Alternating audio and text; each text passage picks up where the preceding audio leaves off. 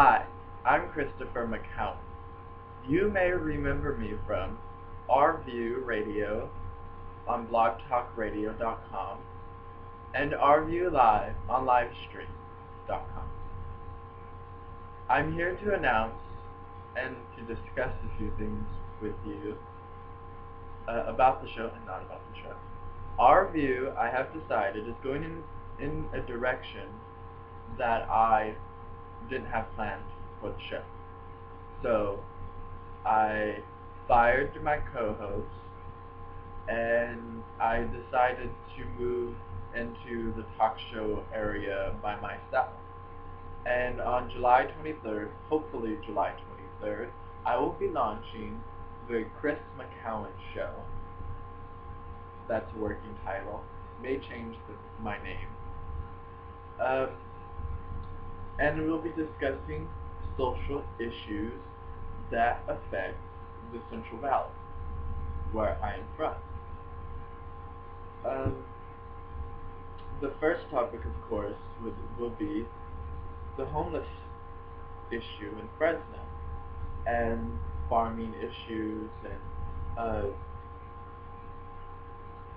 then we also want to do a segment that coincides with the It Gets Better campaign that a lot of celebrities are doing.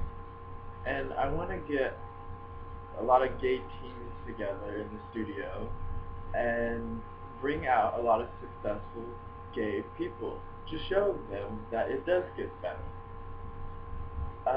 And that's pretty much what we have so far. And set design is going really well. Really well. I like that. I picked out a lot of good shows. Think the Dick Convention. The style and these beanbag chairs are totally amazing. And there's going to be one issue that I probably will not be able to do on television is smoke, which people don't like, but you know.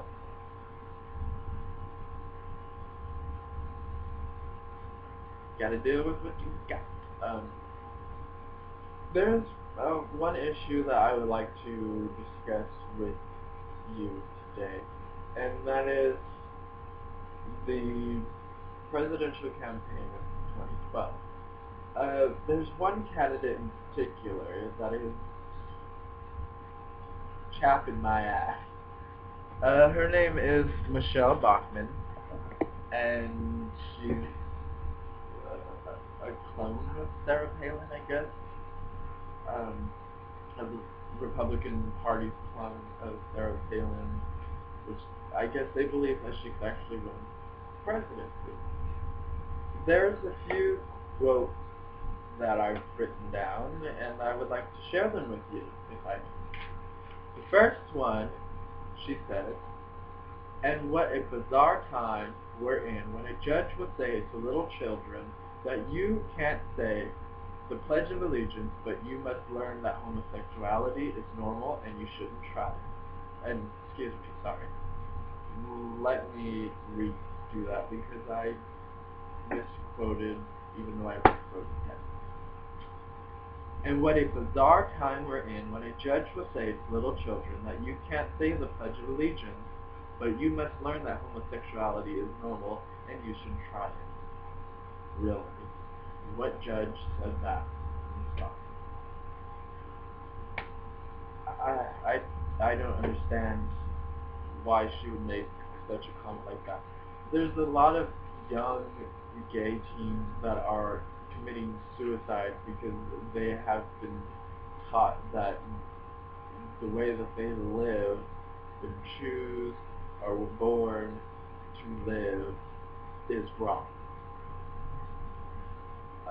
We're supposed to have a separation of church and state in this country, and people like her keep bringing Bible into it.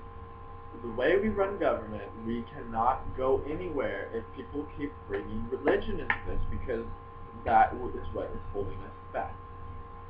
Let God judge me.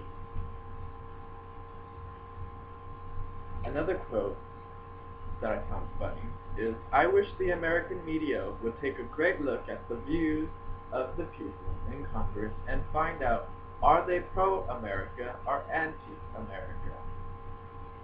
Well, you should look within your own party to see if people in Congress are pro-American or anti-American, because your party, I must say, is anti-American.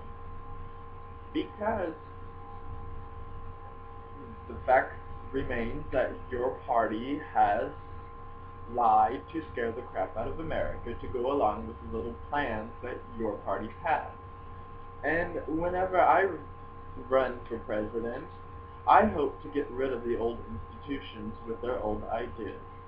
And also, and this is going to be a very controversial thing, a statement that I'm about to make, is I would like to disband the Constitution of the United States and make a new one. Yes. With some of the same rights and the "we are the people" portion, the preamble, but I would like to be more specific. The Constitution was written in a time where I guess you didn't have to be specific. I would like the Constitution to be specific on slavery. Any form of slavery is illegal and will be prosecuted to the fullest by the laws of the United States of America. And here's another controversial statement that I'm about to make. I would like this new Constitution to state that marriage is for everyone. It doesn't matter which religion, it doesn't matter what person it's with. It can be between a man and a woman and a woman, and a man and a man. I think that when we make this new Constitution, that we need to separate the government from religion. Now, people got on John F. Kennedy about being a Roman Catholic. He's running for president, not Pope. His religion should not have anything to do with what he's doing, and his religion should not even be mentioned in the same sentence as President of the United States John F. Kennedy, Roman Catholic. Should not matter. Another thing, Republican Mitt Romney, he's a Mormon. Shouldn't matter. Don't care. Just don't mention it. Don't bring it in. It's not my issue. I don't care. That's easy. That's how government should be. We have freedom of religion. You go practice what you want to practice in your church and in your home. Do not bring it to the Congress. Do not bring it to the White House. Do not bring it to my face, because I could give two shits. What matters is the equal rights and protections of all the people, no matter what. Your little religion does not matter. When it comes to, should the poor children with no home get a home? Should gays marry? Should a judge say this? Should a judge say that? Should we say this in the Pledge of Allegiance? I do not think that it should be brought. The Pledge of Allegiance says under God, because we are a nation under God, per se. But if people, I don't understand, it's there, it's there, it's written there, and people have been saying it, and they're going to say it. You should be able to say whatever the hell you want in the Pledge of Allegiance if you want to. Nobody should tell you whether or not. If you don't want to say God, then don't fucking say God. If you feel like saying God, go right ahead, say God. I say the whole damn thing. I don't see a problem with it. And God we trust on the money doesn't matter. Don't care. But when you come in and say, well, the Bible says this, or you don't have any right to do that, you're wrong. You are fucking wrong. This country was founded on the principles of equal liberties for everyone. And we have been moving along for civil rights. And in a country that has been founded on liberties, the pursuit of happiness, we have had struggles with people not being treated fairly and equally. Slavery. Michele Bachmann has said in her State of the Union rebuttal, which you cannot find on camera, she said that she doesn't know whether or not there was slavery. Really. And that's another thing that I do not like about these politicians, is that they have no sense of history. Sarah Palin has proved that. I'm pretty sure there's more candidates and members of Congress and any realm of government that has no sense of history. I mean, if you're going to run for public office, at least have some kind of sense of history of the country that you are going to help the people. I mean, seriously. I mean, people have told me when I said when I was 14 that I wanted to run for president when I was 18, they said that you don't have any experience, you don't know enough. Really? Then why the hell is Michele Bachmann going to run for president? She has no fucking clue as to where she is right now. Sarah Palin is another example as to why I should be able to run for president at the age of whatever the hell age I want to be when I run for president. Does not make any sense to have these two morons on a fucking ticket. Sarah Palin is not on the ticket yet, I must say, but I'm pretty sure her dumb ass will run. And yes, I am being very blunt and frank about these candidates, especially these two, because they make such statements.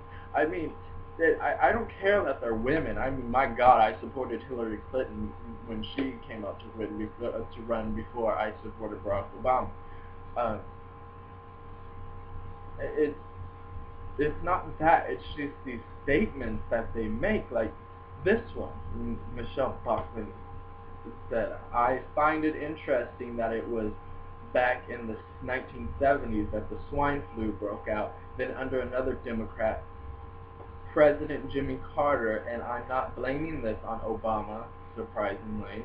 I just think it's an interesting coincidence. What the fuck did you just say?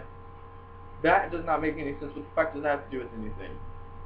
Swine flu popped up under a Democratic president, and then there was an outbreak under another Democratic president.